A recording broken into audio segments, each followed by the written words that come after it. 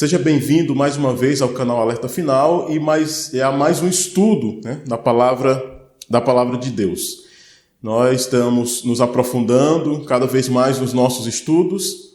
A semana passada nós estudamos a respeito do que é pecado e nós podemos entender ali conceitos bem importantes, extremamente relevantes para a nossa vida espiritual. Espero que você tenha assistido o vídeo. Se você não viu o vídeo ainda, você pode procurar aqui no canal. O tema do vídeo é o que é pecado.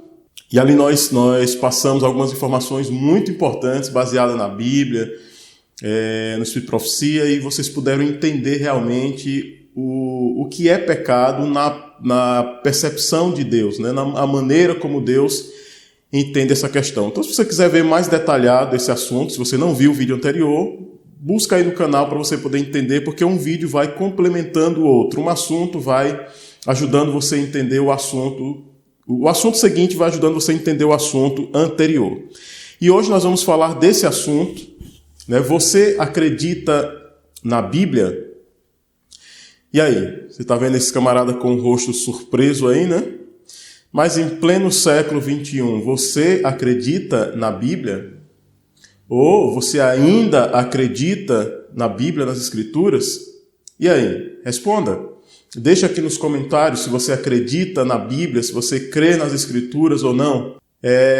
Falando em deixar nos comentários, não esqueça de deixar o seu like, não esqueça de curtir, a página lá também. Eu não vinha falando, mas quem assiste lá pelo Facebook, na página, é importante que você também deixe ali o seu joinha lá no Facebook, viu? Quem assiste por lá. E também faça lá o seu comentário. Esse feedback, essa resposta sua com os comentários, por que é que eu sempre peço isso? É importante para que eu tenha uma ideia se o assunto ele está atendendo à sua expectativa, tá bom? Se o estudo realmente ele está de alguma maneira contribuindo para a sua vida espiritual. Então eu sei que tem muitas pessoas que assistem, mas elas não comentam nada, nem lá no grupo, no WhatsApp, nem no YouTube, nem no Facebook. Mas é importante que, se você viu o vídeo e entendeu que esse vídeo foi importante para você, é importante que você dê um retorno de alguma maneira. Não é obrigado, tá bom? Mas eu vou ficar muito agradecido se você fizer isso. Se você der um retorno, comentando alguma coisa, sei lá, a parte do estudo que mais impactou você, e realmente o estudo foi importante, não foi importante. Dê essa resposta, dê esse feedback, porque assim eu vou estar mais tranquilo em relação ao conteúdo que está sendo produzido, em relação se ele está ou não contribuindo de alguma maneira para o seu crescimento espiritual. Então é importante que você faça isso, tá bom? Siga esses passos aí, que eles são muito importantes para o crescimento do canal, uma vez que o canal, a gente tem com ele o objetivo de disseminar a palavra de Deus. Tá ok? Então vamos ao nosso estudo de hoje. Você acredita na Bíblia? É muito importante você entender isso aí. Vamos analisar algumas coisas.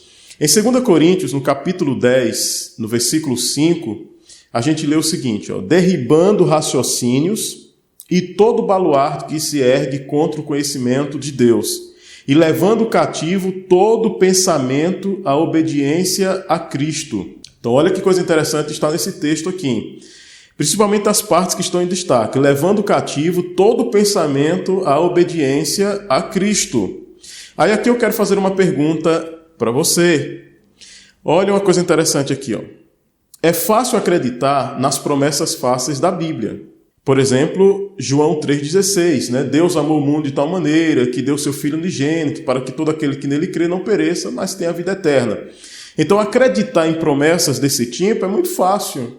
Por exemplo, quer dizer, apesar de que tem pessoas que não acreditam que Deus as ama, Tem pessoas que mesmo nesse tipo de promessa, elas não acreditam que Deus é amor, que Deus é misericordioso, que Deus enviou o seu Filho para morrer por cada uma delas. Ainda assim tem pessoas que têm dificuldade para aceitar isso, para crer nisso. Mas a maioria, uma grande maioria, ainda que seja superficialmente, acredita nesse tipo de promessa e gosta de ouvir esse tipo de promessa, esse tipo de explanação de que Deus ama, de que Deus é misericordioso, tal e etc. Mas a pergunta que eu falei que ia fazer para vocês é a seguinte: Mas e aí, você acredita que todos os seus pensamentos podem ser levados cativos à obediência a Deus, de maneira que você não peque nem em pensamento? E aí, você acredita que é possível não pecar nem no pensamento? Existir uma maneira de todos os seus pensamentos, né, serem levados cativos. Veja, levado cativo todo pensamento à obediência a Cristo, de maneira que você não peque nem no pensamento. E aí, é possível? Baseado no estudo que nós fizemos anteriormente, dá para você ter uma noção para responder essa pergunta, mas nós vamos responder ela fundamentada, com fundamentos na palavra de Deus e também no espírito de profecia. Ou você reajusta a Bíblia para fazê-la aceitável à sua natureza caída. Porque é assim que algumas pessoas fazem, né? Elas vivem escravizadas por algum tipo de pecado, né? Elas estão na prática de algum tipo de pecado, e essas pessoas elas tentam reajustar a Bíblia para a Bíblia, de alguma maneira, favorecer as suas ideias, favorecer os seus conceitos e, de alguma maneira, se tornar mais aceitável à sua natureza caída.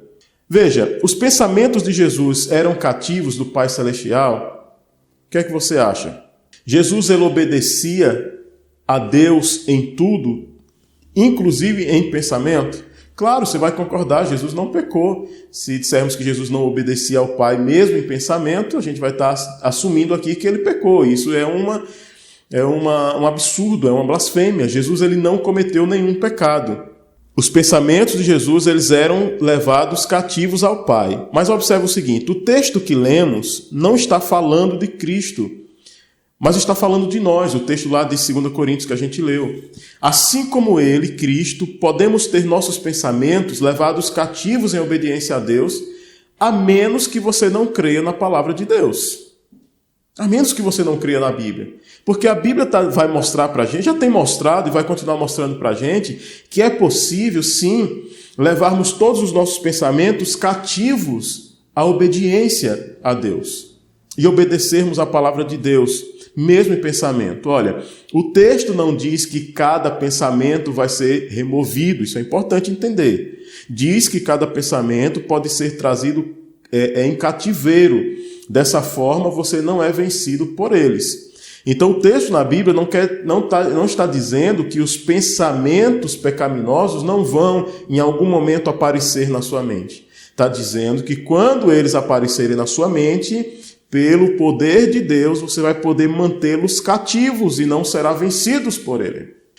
Quem é adventista do sétimo dia, ou mesmo você que é de outra religião, mas que acompanhou sermões, pregações do pastor Alejandro Bulhon, ou tem alguns dos seus livros, eu não lembro em qual é dos livros que ele usa essa ilustração, mas eu já li no livro e já o ouvi contar essa ilustração também em sermões.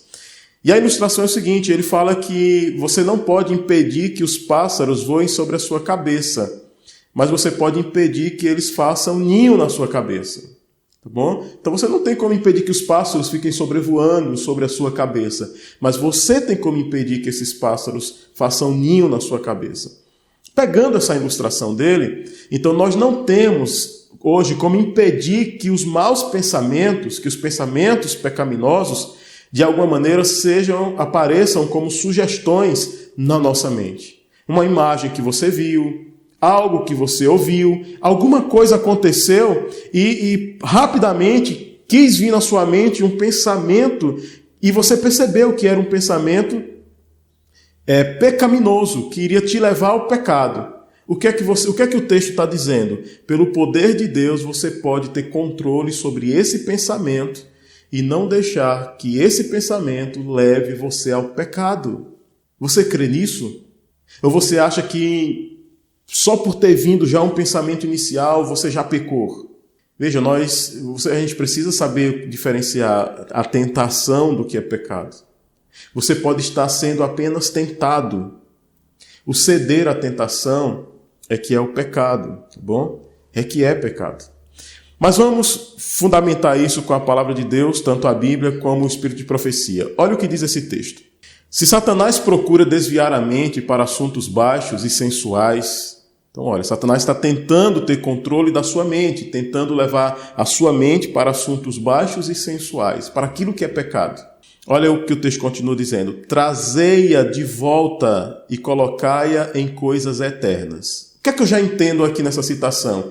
Que é possível, se o inimigo está trabalhando para levar a minha mente, de alguma maneira, né, com as mais diversas ferramentas que ele tem, e ele está trabalhando para levar a minha mente para o nível dele, né, para o pecado, de alguma maneira, tentando me conduzir a pensar coisas sensuais, coisas baixas, coisas que são pecaminosas, o texto está dizendo: traga de volta a sua mente e coloque ela em coisas eternas. Então está dizendo que é possível você manter um controle sobre os seus pensamentos. Mas aí continua: e quando o Senhor vê o resoluto esforço feito para só reter pensamentos puros, ele atrairá a mente como um magneto, purificará os pensamentos e habilitá-los-á a purificar-se de todo o pecado secreto, destruindo os conselhos e toda altivez que se levanta contra o conhecimento de Deus, e levando cativo, aí ela cita o texto de Coríntios, né? E levando cativo todo entendimento à obediência a Cristo. Amém? Louvado seja Deus! Então, olha o que o texto inspirado está dizendo aqui. Quando você está sendo tentado a pensar coisas contrárias à vontade de Deus, você tem a opção de fazer a sua parte, de se esforçar. Eu não quero pensar isso. Meu Deus, tira isso da minha mente. Eu não quero me demorar com esse tipo de imagem na minha mente. Senhor, muda os meus pensamentos. E o que é que ela está dizendo? Se você começa a clamar, se você começa a orar, se você se esforçar, o Senhor Jesus vai ver o seu esforço e ele vai atrair a sua mente como um magneto. Vai purificar os seus pensamentos e vai habilitá-lo a purificar-se de todo o pecado secreto. Louvado seja Deus por isso, queridos. Nós temos essa promessa maravilhosa. Mas olha o que diz mais aqui. A primeira obra dos que desejam reformar-se é purificar a imaginação. Então você deseja ser reavivado e reformado? Então a primeira obra de quem deseja ser reavivado, ser reformado, é purificar a mente. Porque a mente é a sede, tudo começa por aqui, queridos. Lembra o que a Bíblia diz? Como imagina em sua alma, assim ele é. Veja, essa caneta, antes de se tornar uma caneta, primeiro ela foi um pensamento. Alguém pensou em criar essa caneta. Alguém pensou no design que ela tinha, né? Como seria o bocal, a cor do bocal, como seria o tubo da caneta. Alguém pensou nisso. Depois isso aqui se tornou matéria, né? Se tornou real. Então tudo começa aqui. E se você quer ter sua vida reformada, se você quer ter sua vida transformada, então é importante que a sua imaginação, que os seus pensamentos sejam purificados. Olhe para cá, para o texto. Quando tentados a ceder a uma imaginação corrupta, fugir para o trono da graça e orai pedindo forças do céu. Na força de Deus, a imaginação pode ser disciplinada, de modo a só se demorar em coisas puras e celestiais. Queridos, então para você perceber, quando eu perguntei no começo, é possível ter controle sobre os pensamentos, de maneira que você não peque nem no pensamento? Talvez alguns de vocês lá no começo do vídeo tenham estranhado quando eu fiz essa menção. Mas agora você percebe que existem textos inspirados que fundamentam isso. Olha o que o texto diz. Quando tentados a ceder a uma imaginação corrupta, fugir para o trono da graça. Orai pedindo forças do céu. Na força de Deus, veja, não é na sua força. Não é na minha força, mas existe a promessa que na força de Deus, a imaginação pode ser disciplinada. De modo a só se demorar em coisas puras e celestiais. Então, olha que coisa importante. Olha que coisa grandiosa. Então, não há desculpa para que a gente seja escravizado por algum tipo de pecado. Se eu ainda sou escravo de algum tipo de pecado, se você ainda é escravo por algum tipo de pecado, seja ele qual for. E aqui eu estou falando de pecados conscientes, pecado, algo que você já aprendeu que é pecado, mas você continua a fazê-lo. Em que área seja, comida, vestimenta, lugares que frequenta, coisas que você vê, coisas que você ouve, não importa o tipo do pecado. Você já aprendeu que não deve fazer aquilo, mas continua fazendo, isso é sempre o resultado da sua escolha. Porque todo o poder nos é oferecido para que possamos vencer. Mas olha o que diz Gálatas capítulo 5, versículo 16. Digo, porém, andai em espírito e não cumprireis a concupiscência da carne. Você entendeu o texto? Andai em espírito e não cumprireis a concupiscência da carne. Se você andar em espírito, você não vai cumprir os desejos, as vontades da carne. Você não vai ser controlado pelas vontades, pelos desejos carnais. É isso que esse texto está dizendo. Mas vamos avançar mais. Andai em espírito e não pecareis. É isso que o texto quer dizer. Se você não é controlado pelos desejos carnais, pelas vontades da carne, porque a Bíblia diz que a carne milita contra o espírito milita contra a carne, porque são opostos entre si. Então não tem como ter união entre os desejos carnais e os desejos espirituais. Eles vão contrastar, eles vão conflitar um com o outro. E se você é controlado pelos desejos carnais, claro, aqui está falando dos desejos pecaminosos, então você está cometendo pecado. Mas se você é controlado pelo Espírito, se você anda no Espírito, então você não está dando vazão para os desejos carnais pecaminosos. Então é importante entender isso. E o texto está dizendo exatamente isso: andar em Espírito e não pecareis. É isso que o texto quer dizer. Mas veja, ou você acha que o texto quer dizer andar em Espírito e não pecareis tão frequentemente? Você acha que é isso que o texto está dizendo? Não, mesmo você andando em espírito, você vai pecar de vez em quando. Mesmo estando em espírito. Ok? Mesmo andando em espírito, você vai pecar de vez em quando. É isso que o texto está dizendo? Não, o texto está dizendo, se você andar em espírito, você não vai pecar. Mas vamos avançando aqui para a gente entender mais. Precisamos ser fiéis ao texto. O texto não diz, e não precisamos pecar, ou que não deveríamos pecar. No texto é dito o seguinte, não pecaremos. Não pecaremos. Se andamos em espírito, não pecaremos. É dito que nós não vamos pecar. Agora, veja aqui, Jesus podia pecar enquanto andava em espírito? Enquanto Jesus era dependente, guiado pelo Espírito Santo, Jesus podia pecar? O que é que você acha? Uma pessoa que está sendo controlada pelo Espírito Santo, essa pessoa pode pecar? Você vai perceber que, controlado pelo Espírito Santo, conforme o texto diz, não há como pecar. Você precisa sair desse controle. Olha, a única forma de pecarmos é se dissermos, Espírito Santo, isso aqui é só para você ter uma ideia. Se dissermos, Espírito Santo, fique aí por alguns minutos, estou indo fazer algo que o Senhor não pode participar, voltarei quando terminar. Então, parece um pouco engraçado, mas se você é guiado, se você está andando com o Espírito Santo, com Deus, a única forma de você pecar é você se afastando dele. É você se distanciando dele. É você dizendo para ele, ainda que de outras formas, como eu vou mostrar aqui, mas você dizendo para ele essas palavras, Espírito Santo, eu estou indo fazer algo que o Senhor não pode participar. O Senhor não pode se envolver nisso. Então, quando eu terminar, eu volto a andar contigo novamente. Porque enquanto você está andando com ele, você não vai pecar. É isso que o texto está dizendo. Então, queridos, fazemos isso quando de forma deliberada escolhemos nos expor a situações tentadoras e que são baixas e sensuais. Então, quando eu, por livre e espontânea vontade, escolhemos fazer diferente do que Deus nos manda, do que Deus nos orienta, e escolhemos, por livre e espontânea vontade, nos expor a situações pecadoras, tentadoras, sensuais, nós estamos fazendo exatamente isso, dizendo para Deus fique aí um pouquinho, porque eu vou fazer isso e o Senhor não pode participar disso que eu vou fazer agora.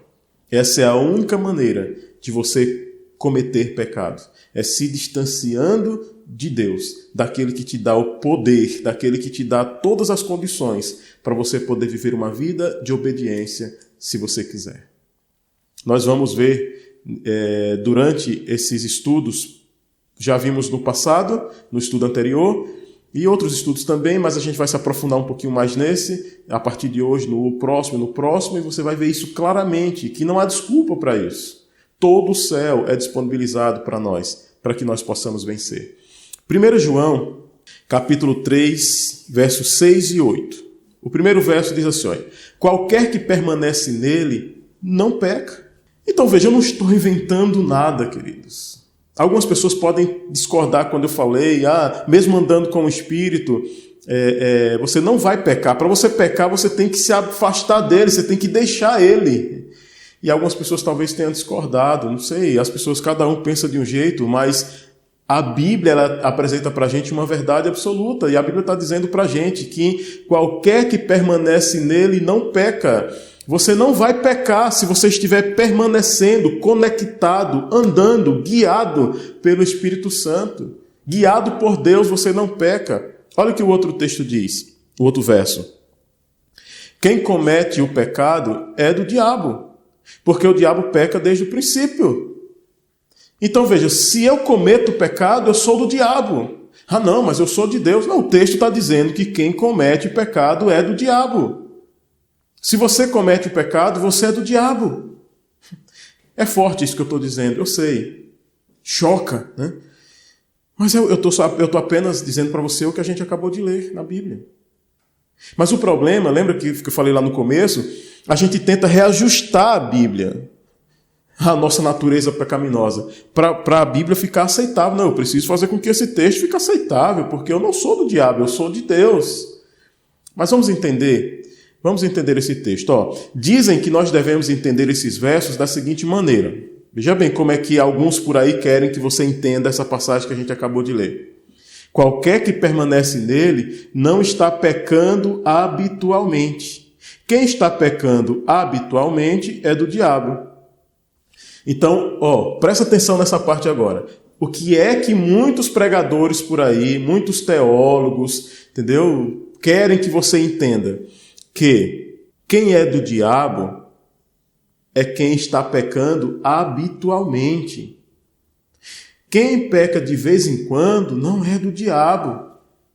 Bom, se só quem é do diabo, né, é quem está pecando habitualmente, então quer dizer que quem não peca habitualmente, quem peca de vez em quando, então não é do diabo. É assim que querem que você entenda, mas você vai, em nome de Jesus, nesse estudo, entender essa verdade importante, né? Porque parece ter ficado mais razoável, né? Dessa forma aí. Qualquer que permanece nele não está pecando habitualmente. Então, isso dá vazão, dá margem para você justificar as suas quedas ocasionais. Não, então é possível que eu caia de vez em quando e ainda assim eu permaneça numa boa caminhada com Deus. Eu não perca a minha conexão com Deus. Quantos pecados são necessários para perdermos a nossa conexão com Deus? Quantos pecados são necessários para que haja um distanciamento entre nós e Deus? Veja, eu não estou falando de um distanciamento que não pode mais ser restaurado. Eu não estou falando de uma separação, né, de uma desconexão que não possa mais haver uma conexão. Não estou falando disso. Mas quantos pecados são necessários? Em que parte da Bíblia você já leu dizendo que X quantidade de pecados é que vai fazer com que você separe-se de Deus? É que vai quebrar a sua conexão com Deus? Você já viu a Bíblia falar, a Bíblia enumerar, a Bíblia demonstrar a quantidade de pecados necessários para que haja essa desconexão com Deus?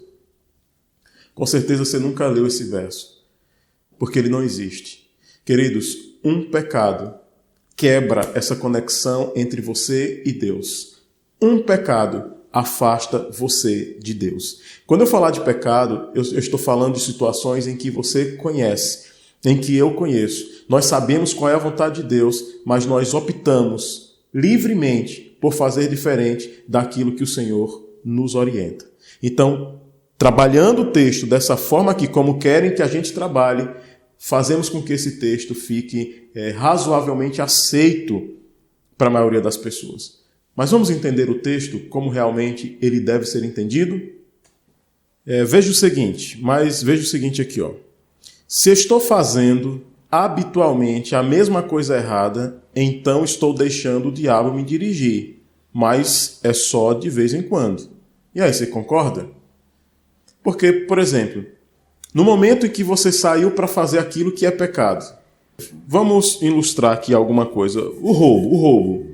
Imagine que eu estou roubando, mas é só de vez em quando. Veja, pecado é pecado. Estou usando o roubo como exemplo, mas isso se aplica a qualquer outra situação. Então imagine que eu me entreguei a Jesus, eu estou agora numa caminhada com Jesus, mas de vez em quando eu vou lá e cometo um furto, né, ou um roubo. Então, quem está me controlando quem está no controle da minha vida naquele momento que eu fui praticar aquele roubo? É o Espírito Santo? Foi o Espírito Santo? Eu estou andando com o Espírito Santo quando eu vou lá cometer aquele roubo? É evidente que não. Então, quem está sob o comando da minha vida naquele momento é o diabo.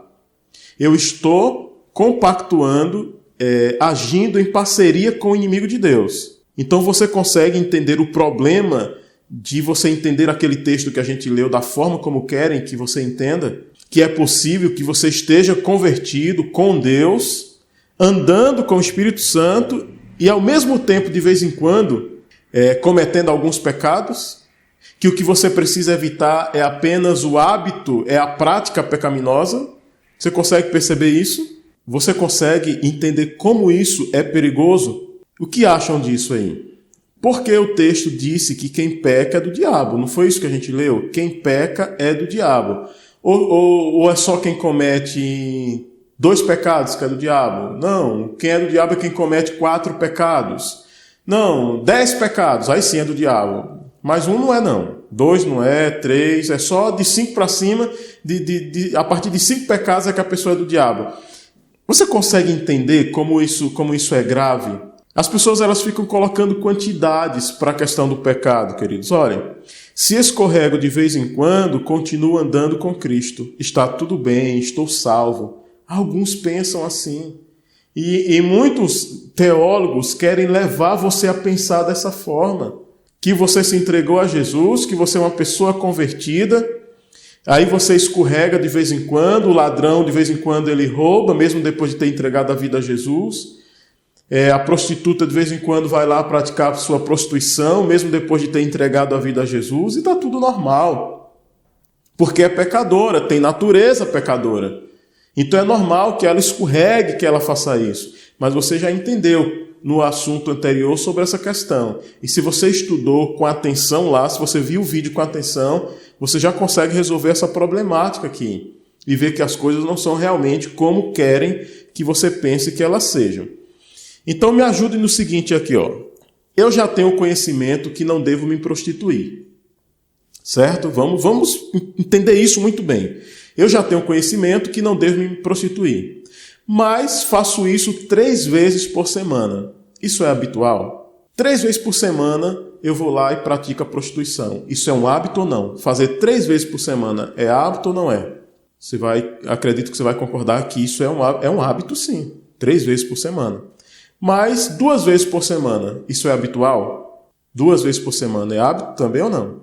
Com certeza é hábito. E 1 vez por semana, isso é habitual? O que você acha? Só 1 vez por semana.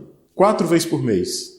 Toda semana eu faço. Por exemplo, eu tenho o hábito de trazer aqui para vocês, toda quinta-feira, às 19h45, a gente faz essa transmissão aqui ao vivo, para que você possa participar com a gente nesse estudo.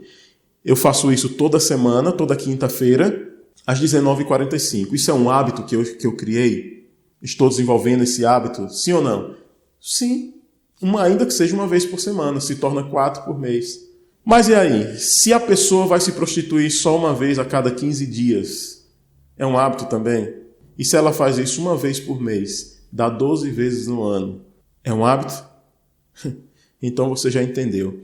Percebe para onde estão tentando nos levar? Nos levam a contar quantas vezes podemos cair e ainda permanecermos num relacionamento com o Espírito Santo. Então, cuidado, amado. Cuidado, meu querido, com esses pregadores revestidos de uma pele de cordeiro, mas que, na verdade, as suas palavras, elas não vêm de Deus. E elas tentam ajustar a Bíblia à sua natureza pecadora e, de alguma maneira, induzir, levar você à queda, ao pecado. Então, tome cuidado com isso. Não existe na palavra de Deus uma limitação onde diga que não, só a partir de X quantidade de pecados perde sua conexão com Deus e você agora está sendo dirigido pelo diabo. Não. Um único pecado que você cometa de forma consciente, de forma deliberada, por livre e espontânea vontade, já te coloca sob servidão do inimigo de Deus. Isso é claro nas Escrituras. Então, fuja dessa realidade. Uma coisa que a gente precisa entender é isso aqui, ó. Os textos lidos, eles estão no tempo presente do grego. Então, o tempo verbal ali é o tempo presente no grego. Aqueles textos lá que a gente leu, aquela promessa de que se você está andando com o Espírito Santo, você não peca. E que quem peca é do diabo. Então, aquele verbo ali, ele está no tempo presente. Ou seja, diz respeito a esse momento em que eu estou vivendo. Não 5 minutos antes, não 5 minutos depois, mas no tempo presente. Seria mais ou menos assim, para você entender. Qualquer que permanece nele, ou seja, no tempo presente, nesse momento, não peca no presente. Ou seja, se eu agora, nesse exato momento agora, eu estou conectado com Jesus, eu não peco, eu não estou pecando. Se eu estou conectado com Cristo, se eu estou sendo dirigido pelo Espírito Santo, eu não peco. Para eu pecar, precisa ter essa desconexão. Eu preciso, de forma espontânea, perder essa conexão, deixar essa ligação com Deus. A gente já viu isso no texto anterior aí, tá bom? Então eu preciso dar esse consentimento para que aconteça.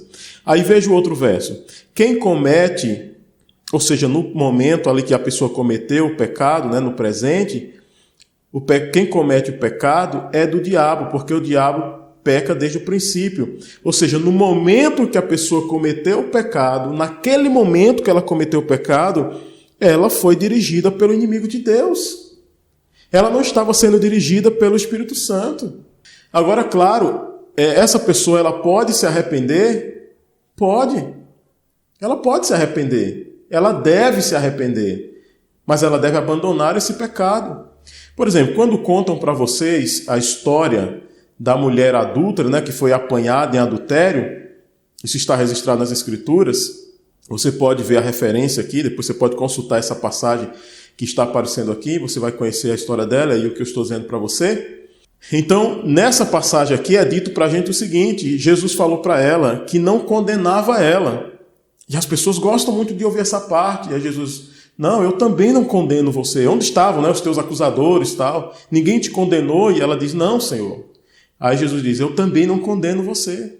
E as pessoas elas só se apegam nesse detalhe, mas o que foi que Jesus disse mais? Vá e não peque mais. Vá e não peque mais. Ou seja, vá e não adultere mais. Vá e não cometa esse pecado que você já cometeu até o presente momento. Eu não condeno, eu te perdoo, mas vá e não peque mais. Precisa ter mudança, queridos. Precisa ter abandono de pecado. Isso é claro nas Escrituras. Olha, não está falando aqui do passado ou do futuro. Só naquele momento, porque se você está pecando, o diabo está dirigindo sua vida naquele momento. Se você é obediente, o Espírito Santo está dirigindo a sua vida naquele momento. Então, esse é o verbo, no tempo presente. Então, estou obedecendo a Deus, estou fazendo segundo a vontade de Deus, estou sendo então dirigido pelo Espírito Santo. Estou fazendo diferente do que Deus quer para mim, estou sendo dirigido pelo inimigo de Deus. Isso é claro nas Escrituras. Porque se não for assim, é como a gente já viu, a gente arruma um problema. A Bíblia diz que cada um é tentado segundo seus próprios desejos, conforme as suas próprias concupiscências, né, os seus próprios desejos carnais.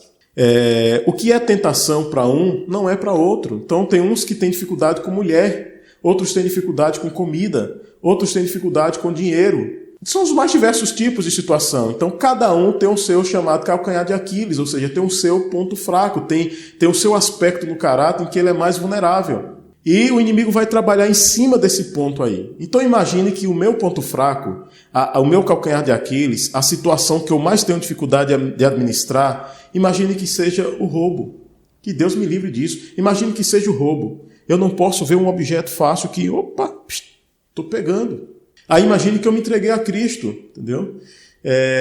Mudei de vida, agora eu sou servo de Deus. Mas como diz o texto, né, que de vez em quando, o texto está dando margem, né, para o que eu não posso fazer é um hábito, mas de vez em quando é normal que a pessoa cometa um pecado. Bom, e a Bíblia diz que cada um é tentado segundo a sua própria cobiça, né, os seus próprios desejos carnais. O meu desejo, eu sou tentado por isso, pelo roubo. Então, no dia que eu pegar o seu celular na igreja, né, se algum dia eu estiver na sua igreja, alguns aqui são de igrejas bem distantes, mas se algum dia eu estiver na sua igreja e o seu celular estiver fácil, e eu pegar o seu celular, então não vai ser pecado. Ou pelo menos vai ser pecado, mas eu não vou me afastar de Deus por causa desse pecado, esse pecado não vai me condenar. Não é estranho isso? Muito estranho, entendeu? Então, cuidado, querido. Fuja desses conceitos aí, tá bom? Creia no poder de Deus que te dá vitória sobre as suas fraquezas, sobre os seus defeitos de caráter e te faz uma pessoa melhor, te faz uma mulher melhor, te faz um homem melhor, pelo poder de Deus. Creia nisso. Vamos a Romanos. Romanos capítulo 6, versículo 16. Não sabeis vós que a quem vos apresentardes por servos para lhe obedecer, sois servos daquele a quem obedeceis? Ou do pecado para a morte, ou da obediência para a justiça? Então esse texto confirma aquilo que eu tinha dito para vocês. Aquele que você se apresenta por servos para lhe obedecer, você se torna servo daquele que você obedece. Se você obedece a Deus, às normas de Deus, você é servo de Deus. Se você obedece ao inimigo, fazendo aquilo que agrada ao inimigo, você se torna servo do inimigo, servo do pecado, servo do inimigo. Então, isso é o que o texto está dizendo. Mas qual será o resultado de quem vive vida dupla e serve então a dois senhores? Né? Em um momento eu estou servindo a Deus, em outro momento eu estou servindo ao inimigo. Hoje eu estava muito bem com Deus, servia a Deus, obedecia a Deus, mas amanhã eu já vou, amanhã é o dia do inimigo, né? Então eu vou servir a ele. Ou então assim, não, essa hora aqui é para Deus, essa hora aqui eu estou consagrado, aqui é oração, é estudo da Bíblia, é jejum, aqui é com Deus. Bom, mas daqui a uma hora, não, agora já teve a hora de Deus, agora é a hora do inimigo, né? Agora eu vou fazer um pouquinho do inimigo. Não, então eu vou na igreja, né? Adoro a Deus, eu oro, eu canto, eu faço tudo para Deus. Aí depois quando eu chego em casa, vou diante da minha TV, né? Ou diante do meu notebook, ou diante do meu celular. Não, agora é a vez de eu adorar o meu outro Senhor. É assim que a maioria das pessoas estão vivendo. E qual vai ser o resultado de quem está vivendo essa vida dupla? Condenação. Condenação. Deus não nos chamou para termos um coração dividido. Olha o que diz a serva do Senhor. A luz manifesta e condena os erros que se ocultavam nas trevas. Olha, a luz manifesta e condena os erros que se ocultavam nas trevas. E ao chegar à luz, a vida e o caráter dos homens devem mudar correspondentemente para com ela se harmonizar. Pecados que eram outrora cometidos por ignorância, ou seja, você não sabia, você era inocente, por isso estava cometendo aqueles pecados, devido à cegueira do Espírito, já não podem continuar a merecer condescendência. Você não pode condescender, você não pode continuar fazendo sem que se incorra em culpa. À medida que se concede maior luz, os homens se devem reformar, elevar e refinar por ela, ou ficarão mais perversos e obstinados do que antes de ela lhes vir. Que texto esclarecedor, querido. Você percebe isso? Então, aquilo que você fazia de errado, enquanto não tinha conhecimento, não tinha luz a respeito, você fazia por ignorância. Tudo bem, você não sabia, você é inocente. Mas a luz se manifesta. Quando a luz aparece, a luz mostra que aquilo que você fazia era errado. E quando chega esse conhecimento, o que é que o texto disse? Precisa haver correspondência. Eu preciso agora harmonizar minha vida com a luz que me foi revelada. Porque a luz revelada mostra, ó, isso aqui é o errado e isso aqui é o certo. E eu agora deixo de estar harmonizado com o errado e passo a me harmonizar com o que é certo. Essa é a vontade de Deus. Isso é o que está claramente nesse texto. Caso a pessoa continue fazendo diferente, ela vai ser culpada diante de Deus. Então quer dizer que antes aquele pecado não gerava culpa. É isso que o texto está dizendo. É o que a gente aprendeu no estudo da semana passada. Percebe? Então veja, enquanto o pecado era cometido por ignorância, então não tinha culpa. Mas agora que o pecado, a pessoa tem conhecimento e ela continua fazendo, agora ela é culpada diante de Deus. É o que o texto está dizendo para a gente. Tá bom? Mais um reforço em relação ao estudo anterior. Qualquer que permanece nele não peca. Qualquer que peca não o viu nem o conheceu. Se estivermos em Cristo, se o amor de Deus estiver no coração, nossos sentimentos, pensamentos e ações estarão em harmonia com a vontade de Deus. O coração santificado está em harmonia com os preceitos da lei de Deus. Se o amor de Deus está no coração, se você está conectado com Deus, o texto claramente diz: os seus pensamentos, os meus pensamentos, as nossas ações estarão em harmonia com a vontade de Deus. E o que é estar em harmonia com a vontade de Deus? Se está em harmonia com a vontade de Deus, quer dizer que não está em pecado, queridos, não está pecando. É difícil entender isso? Não é difícil. O texto é claríssimo. Bom, se o amor de Deus está no nosso coração, nossos pensamentos, nossas ações vão estar em harmonia. O coração santificado está em harmonia com os preceitos da lei de Deus. Olha o texto mais aqui, ó. Qualquer que permanece nele não peca. Então ela está comentando o texto de 1 João. Deus tem poder para a pessoa que está em Cristo quando essa se acha sob tentação. Você confia em Deus? Então, olhe, Deus tem poder para a pessoa que está em Cristo quando essa se acha sob tentação. Se você está em Cristo e você está sendo tentado, Deus disponibiliza todo o poder que for necessário para que você não caia em pecado, para que você não cometa pecado. Eu preciso crer nessa promessa de Deus. Isso é bíblico, eu não estou falando nenhuma heresia, isso é bíblico. Agora, se você não consegue, se eu não estou conseguindo obedecer, se eu estou pecando, se você está pecando habitualmente, é porque eu não estou em Cristo. A minha conexão com Jesus está comprometida de alguma maneira. Eu preciso cuidar com isso. E esse canal, os estudos que nós temos feito aqui, se propõem a trazer inúmeras orientações, ajudar a gente a entender essa situação e como a gente fica conectado com Cristo para não sermos vítimas desses pecados. Mas olhe mais aqui um outro texto. As referências sempre vão estar aqui, embaixo dos textos. Ele não consentia com o pecado. Falando de Jesus Cristo. Olha que coisa interessante. Presta atenção. Ele não consentia com o pecado, nem por um pensamento cedia à tentação. O mesmo se pode dar conosco. E aí?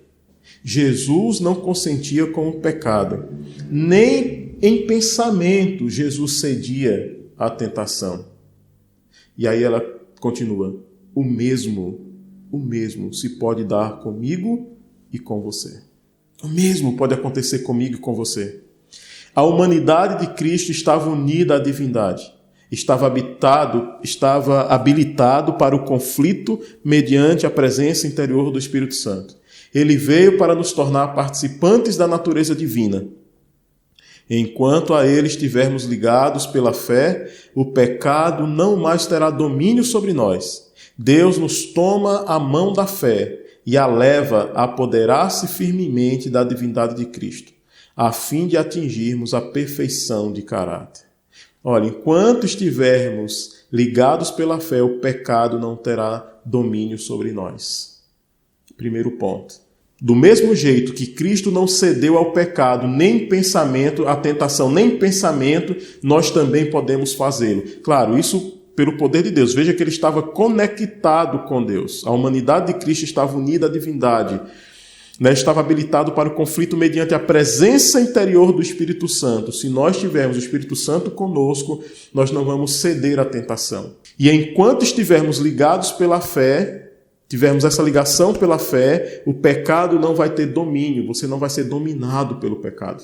Alguém que peca, quer seja uma vez por semana, quer seja uma vez por mês, independente de quantidade, mas que peca habitualmente, ainda que haja uma extensão, um espaço de um pecado para outro, essa pessoa ela está de alguma maneira sendo dominada pelo pecado. E a promessa é: você não vai ser dominado pelo pecado enquanto a sua fé estiver conectada. Enquanto você estiver conectado com Deus, ligado a Deus, você não vai ser dominado pelo pecado. Deus vai te dar poder para vencê-lo. E se em algum momento você caiu, é porque você deixou essa conexão com Deus. Você não clamou a Deus por socorro. A não ser, talvez, depois que caiu, é que foi que você foi clamar. Clame antes de cair. Clame antes que o pecado aconteça. Chore diante de Deus antes de cometer o pecado. Eu duvido que você caia. Quando o diabo estiver tentando te levar a cometer o pecado, caia de joelhos e diga: Senhor, eu não quero fazer. Me ajuda, Senhor, não tenho forças. Não há em mim poder, mas há todo poder em Ti. A Tua palavra diz que tudo posso em Ti. Senhor, me ajuda, não me deixa cair nesse pecado. Queridos, com certeza, essa é uma oração que Deus não vai deixar sem uma resposta imediata. Pode ter certeza disso.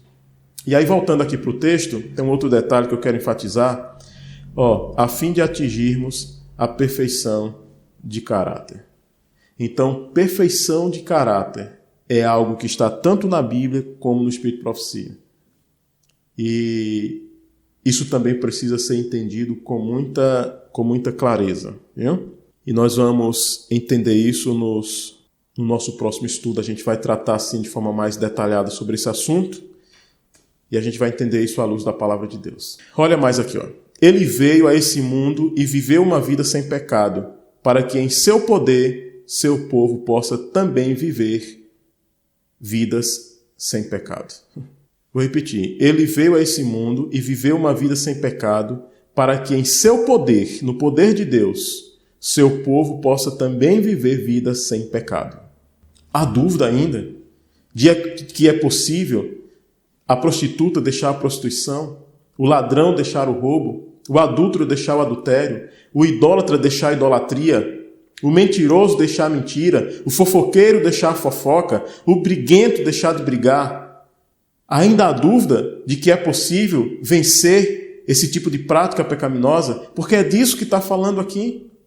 Você já entendeu a questão da natureza, pecaminosa e da questão do pecado no sentido de caráter, no sentido de culpa? Você já entendeu isso no estudo anterior. Se não viu, volta ao estudo anterior para você entender, porque ele é muito interessante para servir de base para esses outros assuntos que nós estamos estudando nesse vídeo e vamos estudar nos vídeos seguintes, tá bom? Isso é muito importante para a gente entender isso. Mas tem uma outra citação aqui, O Pai e o Filho decidiram em consulta que Cristo devia vir a esse mundo e viver a vida que os seres humanos têm de viver. Então veja, Cristo veio viver a vida que os seres humanos têm de viver, a vida que eu tenho que viver e a vida que você tem que viver, suportando as mesmas provações que eles e ao mesmo tempo vivendo uma vida sem pecado.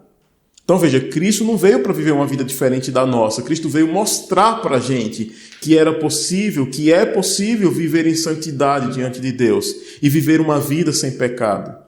Ele foi provado como o homem é provado, tentado como o homem é tentado. A vida que ele viveu nesse mundo, os homens podem viver por meio de seu poder e sob seus ensinos. A vida que ele viveu, eu e você podemos viver se estivermos sob o poder de Deus e sob os seus ensinos. O problema é que ele me ensina o que eu tenho que comer e eu voluntariamente escolho comer diferente. O problema é que ele me diz que eu, pela sua palavra, claro, que eu não devo frequentar determinados lugares, mas eu voluntariamente vou lá e continuo frequentando. O problema é que ele me diz que eu não posso assistir determinados programas de televisão, porque só propagam o pecado, não são coisas que estão de acordo com a vontade de Deus, mas eu continuo assistindo. O problema é que ele me orienta o tipo de vestimenta que eu devo vestir, mas eu continuo fazendo diferente.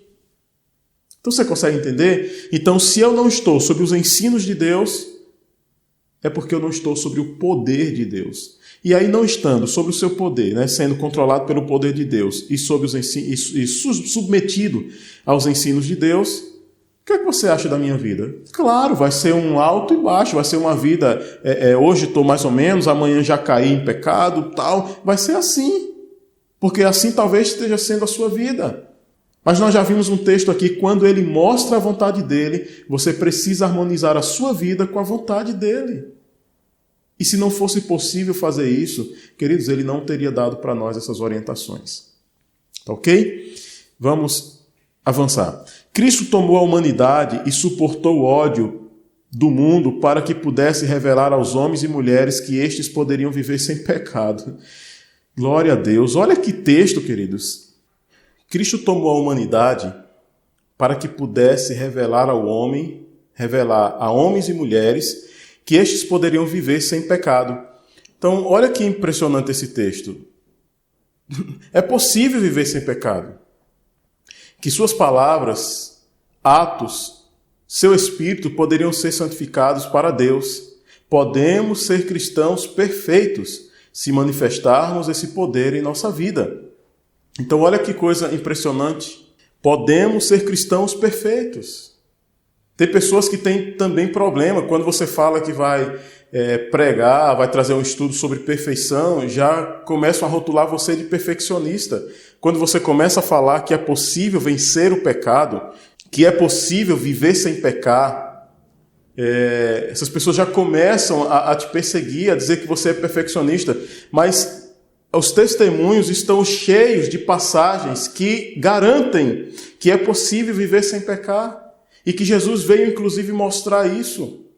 Aí acusam, e talvez alguns que estão vendo esse vídeo, não sei, espero que não, mas alguns que estão vendo ou que vai ver, talvez perguntam, você não peca? Vocês já entenderam? Se você comete o pecado é porque você se desconectou de Deus voluntariamente. Porque conectado com Deus, você não vai cometer esses pecados. A não ser que seja um pecado resultado da ignorância. Algo que Deus ainda não revelou a vontade dele. Mas naquilo que ele já revelou a vontade dele, e você ama a Deus, e você está conectado com Deus, você vai obedecê-lo. Queridos, veja bem, eu estou falando aqui para muitas pessoas que faziam muitas coisas na vida que eram pecados, antes de você conhecer a verdade que você conhece, antes de você ter se tornado cristão, denominado cristão. Lembre na sua vida muitas coisas que você fazia e pela graça de Deus você não faz mais. Muitos aqui fumavam, outros bebiam. Talvez alguns praticavam a idolatria, usavam roupas completamente inadequadas, comiam coisas que a palavra de Deus condena. Você não parou de fazer isso? Muitos de vocês pararam, foram libertados dessas práticas. É isso que esse texto está dizendo, e todos os outros que nós temos lido aqui. Do mesmo jeito que Deus libertou você dos pecados que você cometia antes, daqueles erros que você cometia, e quando chegou a luz, quando chegou o conhecimento, você parou de cometer aqueles pecados, esse pecado que você ainda está cometendo, também é possível você parar. Também é possível você se libertar dele. É isso que o texto está dizendo. Você vai deixar de ter natureza pecadora? Não, isso Jesus vai resolver na glorificação. Não confunda estado, natureza pecadora com caráter, que gera culpa quando nós fazemos diferente daquilo que Deus nos orientou. Tá ok? Então é muito claro a palavra de Deus. Olha esse outro texto. Ele enviou o seu Filho a este mundo a fim de pagar a penalidade do pecado e mostrar ao homem como viver uma vida sem pecado.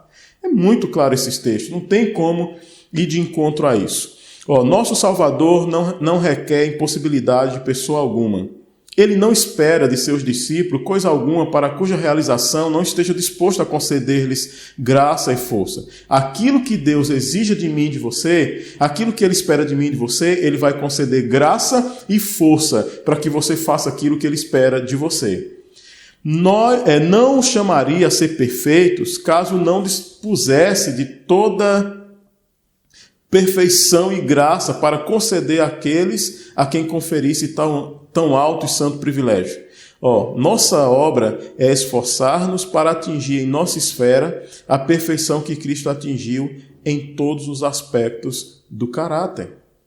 Essa é a minha parte e a sua parte. Atingirmos uma perfeição na nossa esfera, como Cristo atingiu em todos os aspectos de caráter, porque Ele veio, se tornou homem para mostrar a mim e a você que é possível viver uma vida sem pecado.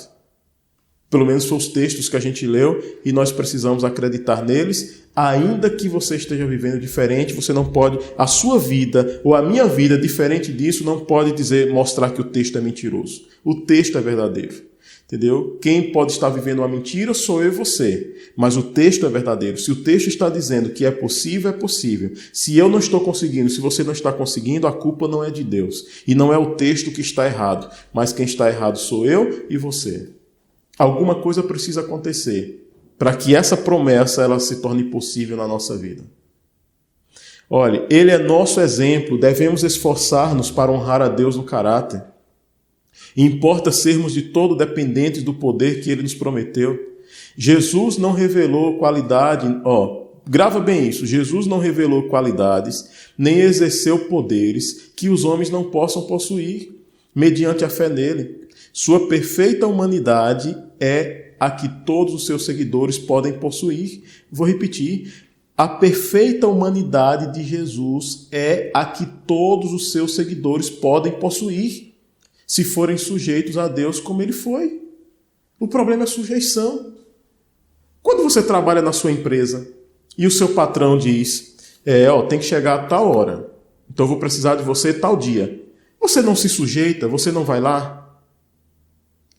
Eu preciso fazer isso com Deus, queridos. Quando Deus chega e diz, não faça isso, eu me sujeito. Tá bom, Senhor, não faço. Por amor, é a vontade dele. Você não ama? O que é que diz lá? Se me amas, guarde os meus mandamentos. Ou seja, o seu amor declarado para com Deus precisa ser traduzido em obediência. Então, se nós nos sujeitarmos a Deus como Jesus era sujeito a Deus, a perfeita humanidade que ele viveu é possível a todos os seguidores. É possível a mim e é possível a você também. Agora, olha uma coisa interessante. Eu sei que esse estudo está ficando um pouquinho mais extenso do que os outros estudos, mas eu preciso que você aguente, eu preciso que você suporte. Na verdade, não é que eu preciso, é que é importante para você entender todo esse contexto, todo esse assunto. Tá bom? Então, tenha um pouquinho mais de paciência, nós já estamos caminhando para o nosso final. Eu preciso que você entenda isso aqui, que é muito interessante. Imagine o seguinte, isso aqui é só uma ilustração que eu vou usar para a gente entender algo muito importante. Então, temos 2 punhos, e Deus diz, eu tenho presentes que quero lhe dar. Você abriria seu punho e me deixaria derramar nele a graça que perdoa, a minha justiça imputada, que o considera justo diante de Deus e aceitável a ele? Então imagine Deus com suas mãos, os 2 punhos, com 2 presentes para dar para você. E em uma das mãos, Deus está dizendo, eu tenho uma graça que vai perdoar você, a minha justiça é imputada sobre você, eu vou considerar você justo diante de Deus, você vai se tornar aceitável diante de Deus. Esse é um presente que eu carrego em um dos meus punhos. Você aceita isso? Você aceita essa graça? Você aceita esse presente de Deus? Estou perguntando para você. Sim, você aceita? Isso, eu também aceito. Eu acredito que todo mundo aceita. Então a gente diz assim, sim, Senhor, eu quero muito, derrame toda a sua graça na minha mão, perdoe-me, trate-me como se eu nunca tivesse pecado, E a gente estende a mão para receber essa graça maravilhosa, para receber esse aspecto da ação de Deus na minha vida, na nossa vida. Não é assim? Isso é maravilhoso. Mas lembre que eram 2. E qual é o outro presente que Deus quer dar para nós? Veja bem, Aí Deus chega e diz agora, eu tenho outro presente que quero lhe dar. Você abriria sua outra mão e me deixaria derramar nela mais graça? Mas essa graça é diferente. Ela se chama graça para vencer. E aí agora? Ela se chama graça para vencer. Então uma graça, um aspecto da graça, por exemplo, isso aqui é uma ilustração que estou usando, um aspecto da ação de Deus, vai te perdoar, vai imputar a justiça de Jesus sobre você, vai te considerar justo diante de Deus. Você vai se tornar aceitável diante de Deus, e você disse que aceita isso. Agora, esse outro aspecto da graça de Deus, esse outro aspecto da ação de Deus na nossa vida, diz que vai te dar condições de vencer, de ser vitorioso, de parar com as suas práticas erradas diante de Deus. E aí agora? Então você tem em uma mão graça que perdoa, e você tem na outra graça para vencer. Então nós olhamos para ambas. Essa segunda diz respeito à mudança de vida. Deverei mudar minhas atividades, deverei mudar minha alimentação, deverei mudar meus divertimentos, o que eu assisto precisa ter mudança, o que ouço precisa ter mudança. E aí você começa a olhar para ambas, a graça que perdoa, a graça que vence vai afetar a minha vida, minha rotina, vai mudar muita coisa em mim. E aí o que é que a maioria das pessoas faz? O que é que a maioria faz e inclusive o que é ensinado elas a fazer? Olha aqui, Então dizemos, ou muitos dizem, acho que gosto mais desse presente aqui. E aí escolhe a graça que perdoa e rejeita a outra. Resistimos à graça que nos dará a vitória sobre nossas más inclinações e assim ficamos sobre o domínio de Satanás, que é o único que se alegra quando o professo cristão vive uma vida dupla. É isso que está acontecendo com a maioria das pessoas. E é isso que está sendo pregado na maioria das igrejas, inclusive na nossa, ensinando a aceitar só um aspecto da ação de Deus, que vai perdoar, que vai te aceitar, mas o aspecto da ação de Deus que vai te dar a vitória sobre seu mau caráter, sobre as suas más inclinações, que vai te dar a vitória sobre o pecado, pouco é falado disso aqui. Você sabe que, infelizmente, essa é uma realidade, queridos. Esse é um problema presente e grave. O mundo cristão transformou o evangelho em perdão somente. E nós estamos indo junto nessa onda. O evangelho se resumiu somente a perdão. Perdão. E onde está a transformação?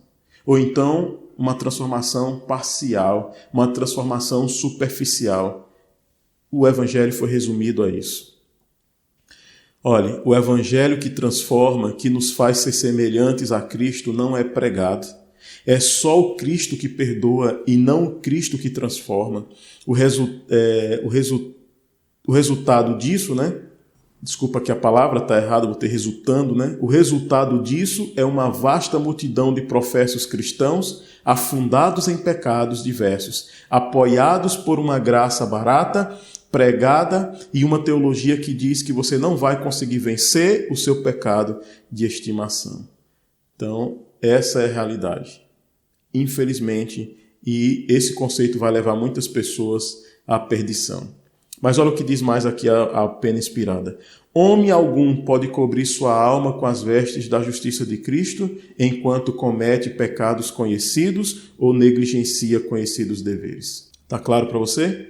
Homem algum, pessoa nenhuma vai ser coberta pela justiça de Cristo enquanto estiver praticando pecados que ela já aprendeu que não deve praticar. Prega isso, pregador. Orienta os teus filhos, orienta a tua igreja com essas verdades. Enquanto estivermos cometendo pecados que já aprendemos que é pecado, não somos cobertos pela justiça de Cristo. Olhe, Deus requer a completa entrega do coração antes que possa ocorrer a justificação. E para que o homem conserve essa justificação, tem de haver obediência contínua, mediante a ativa e viva fé, que opera por amor e purifica a alma. Então, uma vez justificado, primeiro, não vai justificar quem está ainda praticando pecados conscientes, deliberado, livre e espontânea vontade. Não vai ser justificado. Mas se a pessoa for justificada, para ela manter essa justificação de Deus sobre a vida dela, ela precisa obedecer de forma contínua. O que é contínuo, queridos? É sempre, de forma ininterrupta, a vontade de Deus. Então você percebe que esse texto não dá margem para dizer, não, eu vou obedecer até aqui, aí aqui é normal que eu caia, aí depois eu vou obedecer, depois eu caio, depois eu obedeço, depois eu caio. Não, é obediência contínua. Contínua. De forma ininterrupta. Para que você mantenha essa justificação de Deus sobre você. E tudo isso é possível pelo poder de Deus, pela graça dele. Olha, obediência contínua não dá espaço para cair de vez em quando no mesmo pecado, como alguns ensinam, e ainda assim acharem que estão justificados. O prisioneiro que em qualquer ocasião saía da cidade de refúgio era abandonado ao vingador do sangue. Assim o povo foi ensinado a aderir aos métodos que a sabedoria infinita indicava para a sua segurança. Da mesma forma, não basta que o pecador creia em Cristo para obter o perdão do pecado. Deve, pela fé e obediência, permanecer nele, porque se pecarmos voluntariamente, depois de termos recebido o conhecimento da verdade, já não resta mais sacrifício pelos pecados, mas uma certa expectação horrível de juízo e ardor de fogo que há de devorar os adversários. Aqui está, ela está comentando Hebreus e aqui está a referência. Você percebe, queridos? Não basta crer em Cristo para obter o perdão do pecado. Deve pela fé e obediência permanecer em Cristo. Todo aquele que é salvo precisa ter essa experiência. Olha, grava bem esse texto. Ó. No dia do juízo não será defendido o procedimento do homem que reteve a fraqueza e a imperfeição da humanidade. no dia do juízo, e nós estamos no dia do juízo, desde 1844.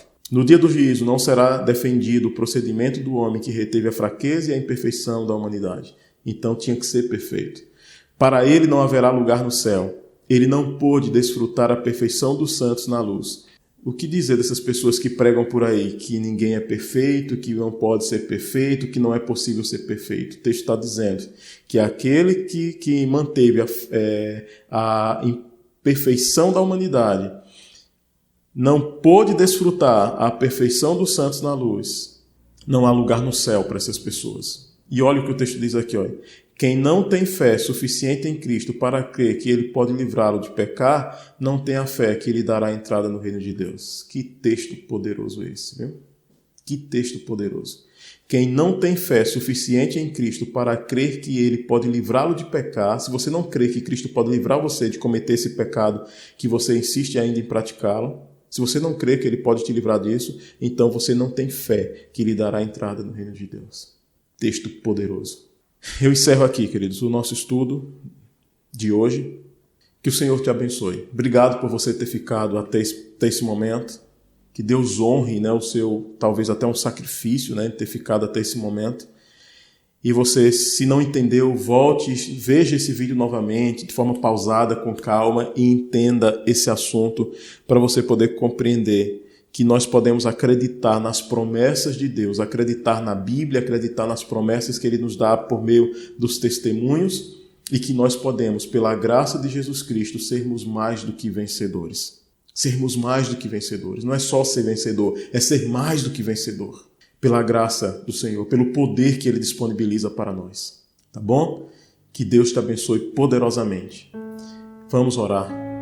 Vamos falar com o Senhor. Deus amado, obrigado.